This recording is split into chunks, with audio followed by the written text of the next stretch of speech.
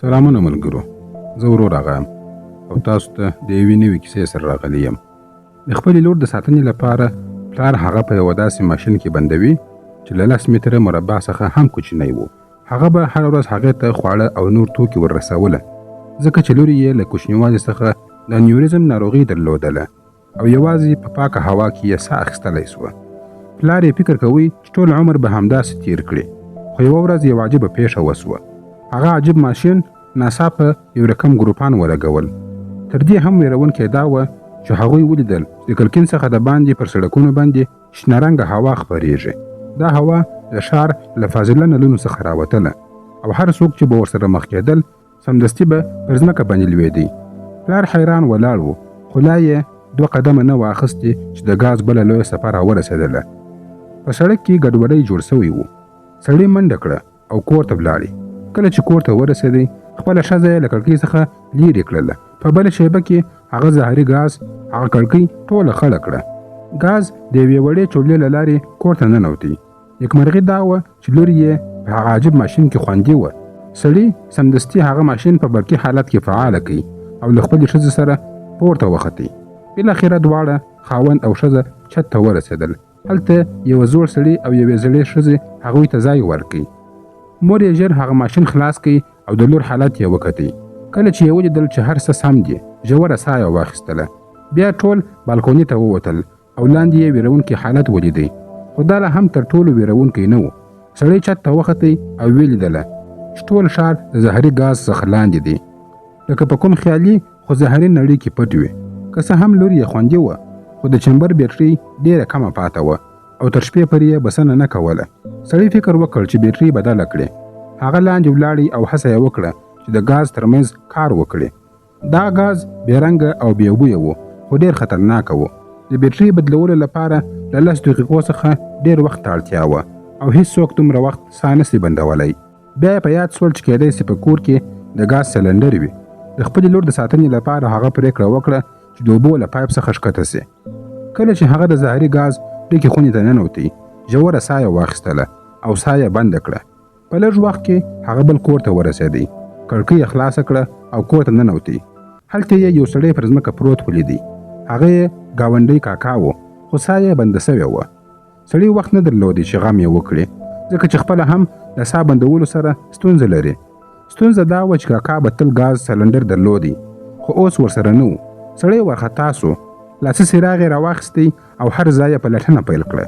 کله چې ټوله کور وکتی او نږدې و چې ساه یې بنده سي، نو په یوه کنج کې یې ګازي سلنډر ولیدی. هغه ژر هغه ګازي ماسک واغوستی او د دروازې خلاصولو لپاره یې وروستۍ ساه واخیستله. وروسته یې د اضافي ګاز بوتل هم ځای پر ځای کړي. کله چې د وتلو په حال کې و، د کوټې له دننه څخه یې غږ واورېدی. سړي یو چکش راواخیستی او دروازه یې خلاصه کړه. هلته یې یو وړوکی سپی ولیدی.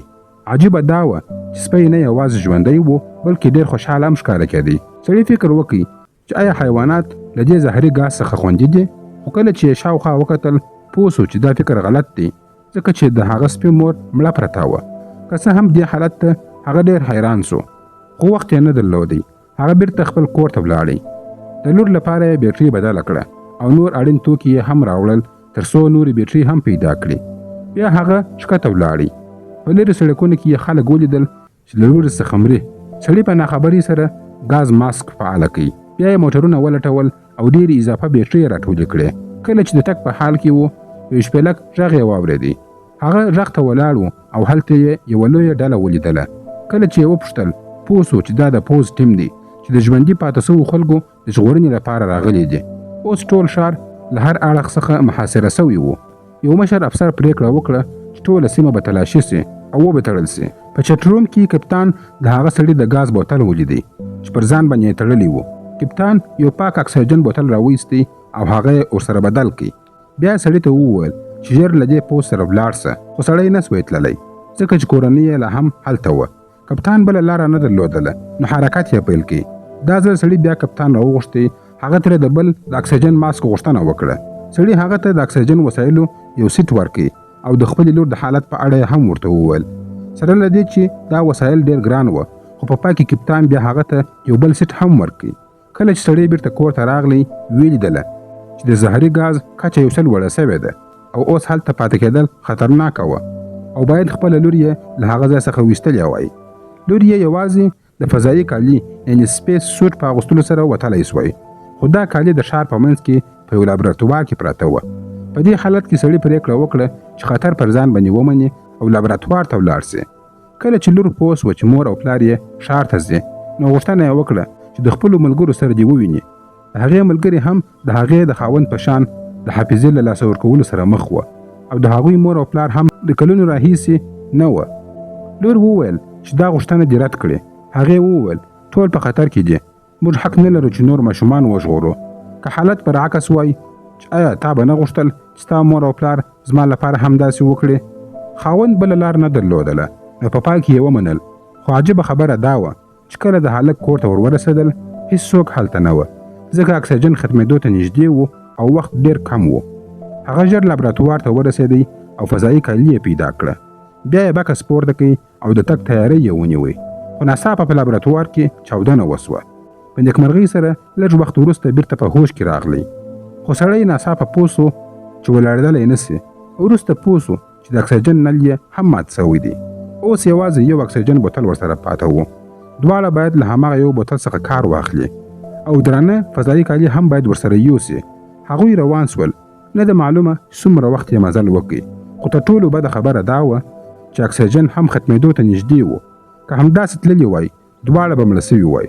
نو سړي پرېکړه وکړه چې ښځه دې یوازې کور ته ولاړه سي او دی به وروسته ځان ته یو کومه لار پیدا کړي. ښځه ډېره اندېښمنه وه، ځکه پوهېدی چې بې له اکسیجنه یې خاوند ژوندی نسي پاتې کېدلی او حتماً به مړ سي. خو د خپلې لور په خاطر هغې په ژړا سره دا پرېکړه ومنله. هغه نه پوهېدله چې دا به وروستۍ مخه شوي او که بیا به سره ووینو. د اکسیجن د سپما لپاره ښځه په تیزۍ سره منډه وهي، خو اکسیجن ختمېدو ته نږدې و. کله چې وخت پوره سو، هغې ژر بوتل لرې کړي، ساه یې ونیوله، بکس یې پورته کړي او پورته وختله. په نیکمرغۍ سره بالاخره کور ته ورسېدل. خو چې څه یې ولیدل زغملی یې نه سوی. ویې لیدل چې فضایي کالي په چاودنه کې سوځېدلي دي. د دومره هوسو سره هغه بېوسه سوه او ډېره مایوسه سوه. بل لور ته سړی لا هم پر چتونو باندې روان دی. هغه یو مړی ولیدی چې د وینو یو اوږده کرښه ورته ښکاره سوه. داسې معلومېده چې یو چا هغه وژلی دی. سړي د وینو نښې تعقیب کړې او په ویره سره مخ ته ولاړی. رښتیا هم هلته یو څوک و. پر ځمکه باندې د وینو نښې او یو اکسیجن بوتل پروت و. هغه اور بل کړي تر څو ډاډه سي چې څوک شاوخوا نسته. بیا یې بوتل واخیستی او د بیرته تلو تیاری یې ونیوی. خو کله چې له دروازې څخه ووتی، یو پولیس ورننوتی او ورته ویې ویل چې بوتل پرېږدي. سړي ولیدل چې بوتل د هغه نه دی. پولیس هغه په زور سره ونیوی. هغه حتی د همدې بوتل لپاره یو بېګناه سړی هم وژلی و. پولیس د هغه د پرېښودو نیت نه درلودی. سړي ورو ورو خپل لاس توپنچې ته ورنږدې کړي. خو پولیس مخکې لا پوه سوی و. سړي ژر خپل د اکسیجن ماسک واغوستی او پولیس یې زهري ګاز ته ورټېل وهي. د دواړو ترمنځ سخته جګړه وسوه. په دې منځ کې ټوپک په ځمکه باندې ولوېدی. پولیس غوښتل ټوپک راواخلي، خو سړي له شا څخه هغه ونیوی. بې له ماسکه پولیس په څو شېبو کې مړ سو. سړی له دې کار څخه خوشحاله نه و، خو پوهېدی که یې دا کار نه وی کړی نو خپله به هم وژل سوی وای. هغه ژر ولاړی او کور ته روان سو. ښځه یې چې انتظار یې کوي، ناڅاپه یې ولیدل چې د لور د ماشین بیټرۍ ختمېدو ته نږدې ده. خاوند یې لا کور ته نه و رسېدلی او ښځه سخته وېرېدلې وه. که څه هم ډېر وخت تیر سو، خو کله چې هغه بیرته رانغلی نو دې فیصله وکړه چې خپل ژوند په خطر کې واچوي. دې د دهلیز پر زهرجن ګاز باندې نظر واچوي. ژوره ساه یې واخیستله او بې له اکسیجن ماسک څخه وردننه سوه. ښځه په تیزۍ سره منډې وهي، خو د زهرجن ګاز چټکتیا تر هغې هم زیاته وه. کله چې لور یې مور بې ماسکه ولیدله نو ډېره ووېرېدله، خو مور یې وخت نه درلودی چې هغې ته تشریح ورکړي. هغې ژر د تصفیې د ټانک بیټرۍ بدله کړه. کله چې رڼا بیرته راغله، هغې د آرام ساه واخیستله. خو کله چې احساس وکړي چې یو څه ناسم دی، نو پر ځای د دې چې پورته وتښتېږي، یوازې خپلې لور ته په مینهناکو سترګو سره وکتله. بالاخره د لور په غوښتنه هغه له هغه ځای څخه په درانه زړه سره ووتله. نه معلومیږي څومره وخت تیر سو، خو بالاخره خاوند یې بیرته کور ته راورسېدی. کله چې سکرین ته وکتل نو حیرانه سو.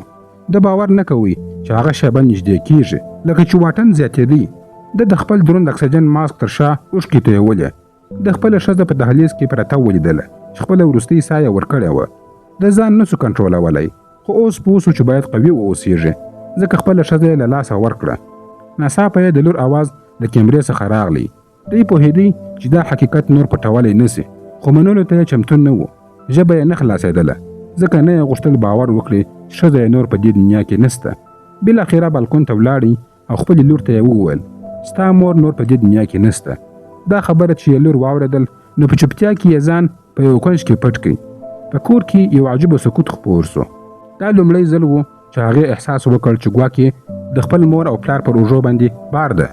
لږ وروسته په کور کې یو کمزورې زلزله پیل سوه. په لومړي سر کې ورو وه خو وروسته تیزه سوه.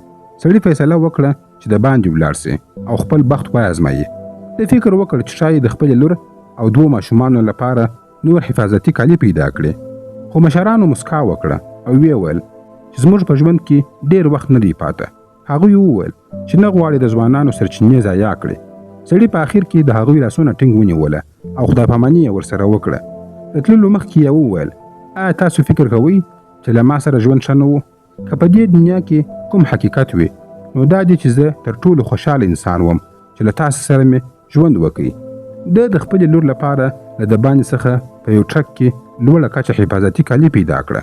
دی ویرېدی چې ښایي زه بیرته ناوخته راوګرځېږم او ښایي یوه لویه پیښه رامنځته سي. د سړک پر غاړه یو برقي موټرسایکل ولیدی او په تیزۍ سره کور ته روان سو. لور ته یې ډول حفاظتي کالي ورکړل او خپله هم په تیزۍ سره روان و.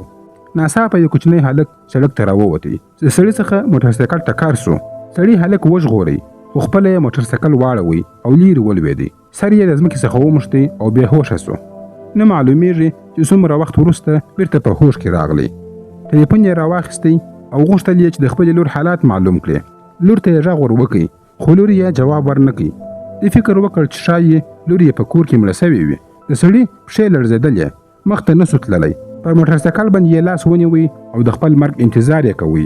بیا په سپین دود کې 2 کسان ولیدل چې را روان وه. سړي باور نه کوي او بې هوښه سو. راتلونکې صحنه لکه خوب داسې وه.